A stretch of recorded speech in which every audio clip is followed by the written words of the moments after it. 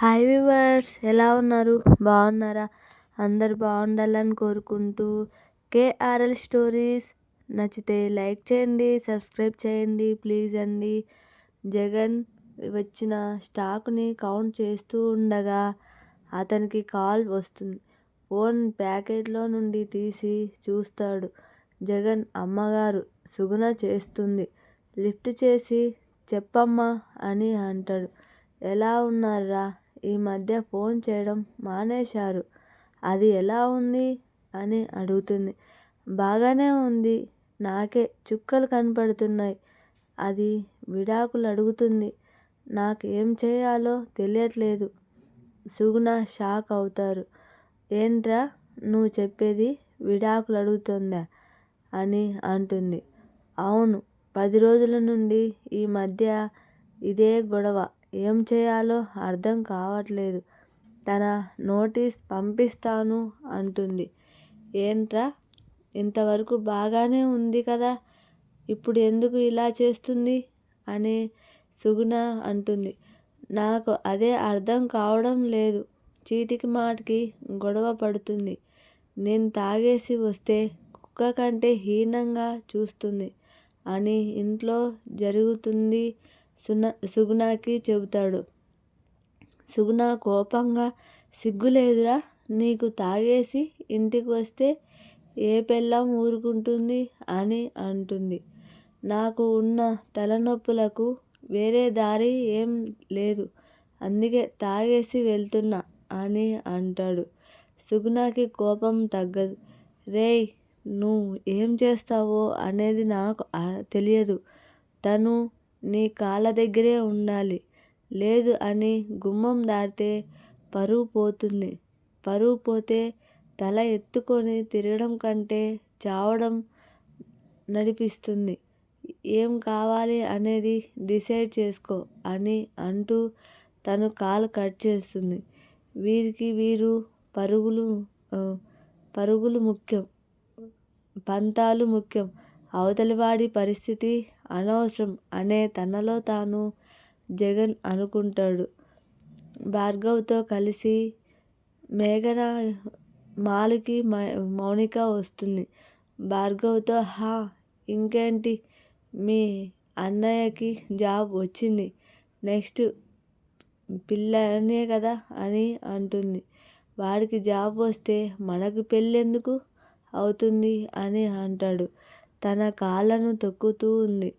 Full జోకులు వేస్తే ఇలానే అవుతుంది నేను అంటుంది. వాడి పెళ్ళి గురించి అని అంటుంది. నీకు ఈ పెళ్ళి గోల ఏంటి?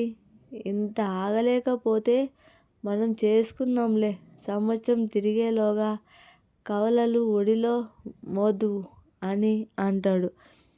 తను మూతి తిప్పుతూ, అది తర్వాత కానిరా లోపలికి అంటూ తనను డ్రెస్సెస్ ఉన్న చోటుకి తీసుకొని వస్తుంది.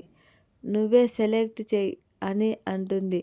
నా సెలెక్షన్ అంత బాగోదు, నువ్వే సెలెక్ట్ చేసుకో. మన పెళ్ళి తర్వాత నేను బయటకి వెళ్ళను. నువ్వే నాకు కావాల్సినవన్నీ తీసుకొని రావాలి, ఈ డ్రెస్సెస్తో సహా, కాబట్టి అలవాటు చేసుకో అని అంటూ నడుము మీదకి గిల్లగానే దూరంగా జరిగి, ఎవరైనా చూస్తారు అని భార్గవ్ తనని గదుముతాడు. ఎవరైనా చూస్తే చూడని, నాకేం భయమా అని అంటుంది. అబ్బో అవునా అని అంటూ, హే మీ నాన్న అని అంటాడు. ఏంటి ప్రాంక్ చేస్తున్నావా అని అంటుంది. ఒసేయ్ మొద్దు, నిజంగా వచ్చాడు అని తనను అటుగా తిప్పి చూపిస్తాడు. తను లోపలికి వస్తూ ఉండటం చూసి, తనని చూసి, దిష్టిబొమ్మలా నిలబడతావేంటి, రారా అని అంటూ తనను లాక్కొని పక్కకు వెళ్ళి కనిపించకుండా తన వైపు చూస్తూ ఉంటుంది. భార్గవ్ తన వెనకాల నిలబడి, మీ నాన్నకి ఎందుకే ఇక్కడికి వచ్చాడు? ఏమోరా, నాకేం తెలుసు అని అంటుంది. తను డ్రెస్సెస్ ఉన్న వైపు వెళ్తాడు. అక్కడికి వెళ్ళి మొబైల్ చేతిలోకి తీసుకొని చెవి దగ్గర పెడతాడు. మౌనిక మొబైల్ రింగ్ అవుతూ ఉంటుంది. నాకే ఫోన్ చేస్తున్నాడు, ఇప్పుడు ఎలా రా అని అంటుంది. తను చేస్తుంది నార్మల్ కాల్. పక్కకి వెళ్దాం పదా అని అంటూ తనను అక్కడ నుండి దూరంగా తీసుకొని వస్తాడు. మౌనిక కాల్ లిఫ్ట్ చేసి చెవి దగ్గర పెట్టుకుంటుంది. చెప్పు నాన్న అని అంటుంది. అమ్మ, నేను మాల్కి వచ్చాను, ఒక్కసారి వీడియో కాల్ చేస్తే నీకు నచ్చిన డ్రెస్ తీసుకొని వస్తా అని అంటాడు. అది విని భార్గవ్ వైపు చూస్తుంది. తను వద్దు అంటూ చేతిని ఆడిస్తాడు. తను నార్మల్ అయి నాన్న మీకు ఏది నచ్చితే తీసుకోరా అని అంటుంది. నేను తెచ్చింది నచ్చకపోతే ఎలా అమ్మా అని అంటాడు. అలా ఏం జరగదు, నాకు నచ్చేదే మీకు బాగా తెలుసు, నీకు నచ్చింది తీసుకొని రాండి అని అంటుంది. సరే అమ్మా అని అంటూ కాల్ కట్ చేస్తాడు. తన డ్రెస్ కొంటూ ఉంటే దూరంగా నిలబడి ఇద్దరు తననే చూస్తూ ఉంటారు. భార్గవ్ అందుకే మాల్కి అని ఇంట్లో చెప్పమని చెప్పాను, నువ్వేమో ఫ్రెండ్ దగ్గరికని చెప్పి వచ్చి చచ్చావు అని అంటాడు. సన్నాసి, అలా ఆయన ఇక్కడికే కదా వచ్చేది, అలా ఆయన తనకి ఎదురు పడతాము కదా అని భార్గవ్తో అంటుంది. అవును కదా అని అంటాడు. మహేంద్ర డ్రెస్ ప్యాక్ చేసుకొని అక్కడి నుండి వెళ్ళిపోతాడు. తను వెళ్ళిన కొద్దిసేపటికి వారిద్దరూ అక్కడ నుండి బయటకి వస్తారు. ఇద్దరు ఒకరిని ఒకరు చూసుకుంటూ